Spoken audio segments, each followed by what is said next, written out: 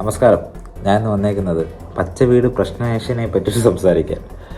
പുള്ളി മൊത്തത്തിലൊരു പ്രശ്നക്കാരനാണെന്ന് ഇപ്പോൾ തെളിയിച്ചുകൊണ്ടിരിക്കുകയാണ്. കാരണം പുള്ളിയുടെ തുടക്കകാലം തൊട്ടുള്ള വീഡിയോ കണ്ട് ഒരാളെന്ന രീതിയിൽ ഞാൻ പറയാം. കാരണം തുടക്കകാലം എല്ലാവർക്കും ഭയങ്കരമായിട്ട് ഇഷ്ടപ്പെടും. കാരണം ഒന്നുമില്ലാത്തടത്തൊന്നും വളർന്നു വരുന്നവരെ മലയാളികൾക്ക് സപ്പോർട്ട് ചെയ്യാൻ ഭയങ്കര ഇഷ്ടവും കൂടിയാണ്. അങ്ങനെ സപ്പോർട്ട് ചെയ്ത്, അതായത് പുള്ളിയുടെ വീഡിയോ കണ്ട് സപ്പോർട്ട് ചെയ്ത ഒരാളാണ് ഞാൻ. എനിക്ക് ഭയങ്കര ഇഷ്ടമായിരുന്നു ആ വീഡിയോസൊക്കെ കാണാൻ വേണ്ടിയിട്ട്. നല്ല കണ്ടൻ്റായിരുന്നു. ആ ഫാമിലി രക്ഷപ്പെടുന്നതിൻ്റെ വളർച്ച ഇങ്ങനെ കണ്ടുകൊണ്ട് നിന്ന ഒരാളാണ്.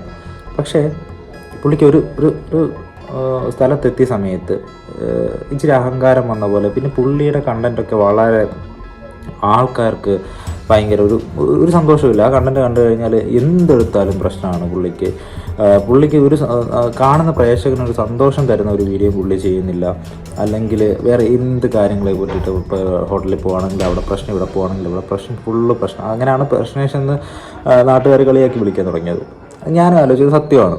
പുള്ളി ചിലപ്പോൾ ഒരു കണ്ടൻറ്റിന് വേണ്ടിയിട്ട് ഒരു പ്രശ്നം പറഞ്ഞൊരു കണ്ടൻറ്റ് ഇട്ടപ്പോൾ അത് റീച്ചായി കാണും. അപ്പോൾ അതുമായി ബന്ധപ്പെട്ട് പിന്നെ കണ്ടൻറ്റ് ചെയ്ത് കഴിഞ്ഞാൽ ഈ റീച്ച് ഉണ്ടാവുമെന്ന് തെറ്റിദ്ധരിച്ചിട്ട് പുള്ളി ചെയ്തതാണ്. പക്ഷേ പുള്ളിക്ക് തെറ്റുപറ്റിയതാണ്. പിന്നെ പുള്ളി അവസാനം കാണിച്ച ഈ ഫാമിലി ആയിട്ടുള്ള പ്രശ്നം എന്ന് വെച്ചാൽ, സത്യം പറഞ്ഞാൽ എനിക്ക് ഭയങ്കര വിഷമമായി. കാരണം ആ അമ്മ ഒന്നാതെയും ഒരുപാട് വിഷമങ്ങളിൽ നിന്ന് കടന്നു വന്ന ആ അമ്മയ്ക്കിപ്പം സ്വന്തം മോള് നാട്ടുകാരുടെ ഇടയിൽ അതൊരു ചർച്ചയായി ഒരു വലിയ പ്രശ്നമാവുന്നു.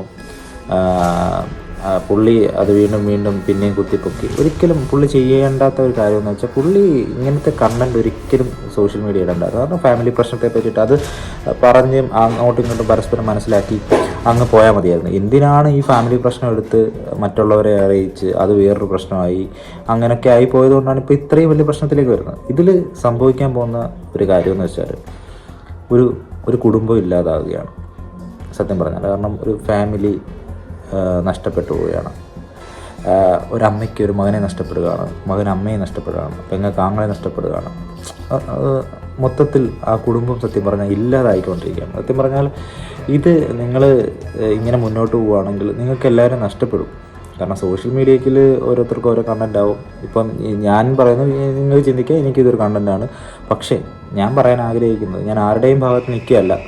പക്ഷേ നിങ്ങളുടെ കുടുംബം ഇല്ലാതായി പോകുന്നതിൽ വിഷമമുണ്ട്, അതുകൊണ്ട് പറഞ്ഞു എന്ന് മാത്രം. കാരണം ഇങ്ങനെ മറ്റുള്ളവർക്ക് ആഘോഷിക്കാൻ ഇട്ട് കൊടുത്തിട്ട് നിങ്ങൾ സ്വയം ഇല്ലാതായിക്കൊണ്ടിരിക്കുകയാണ്. അപ്പം എന്തെങ്കിലും പ്രശ്നമുണ്ടെങ്കിലും അത് പരിഹരിക്കുക, എന്നിട്ട് പരസ്പരം പറഞ്ഞു തീർക്കുക. നിങ്ങൾ സ്വന്തം ചോരയല്ലേ, നിങ്ങൾക്ക് നിങ്ങളെ മനസ്സിലാക്കാൻ പറ്റുമല്ലോ.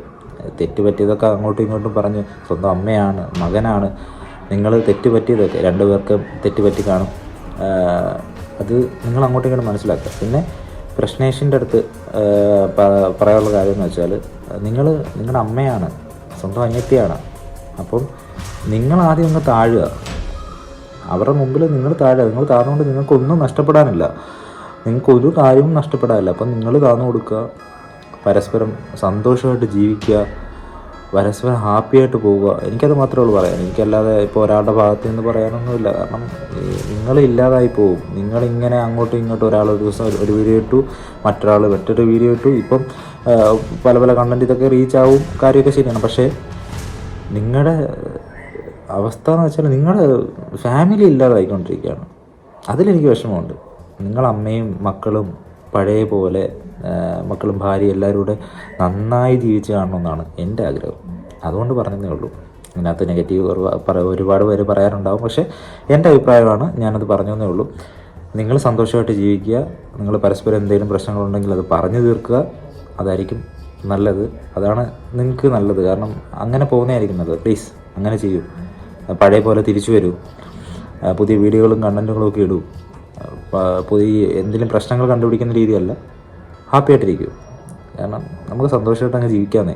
ചുമ്മാ ഇങ്ങനെ പ്രശ്നങ്ങളൊക്കെ ഉണ്ടാക്കി മറ്റുള്ളവർക്ക് ആഘോഷിക്കാൻ ഇട്ട് കൊടുക്കാതെ ഫാമിലിയായിട്ട് സന്തോഷമായിട്ട് ജീവിക്കും. ഓക്കെ.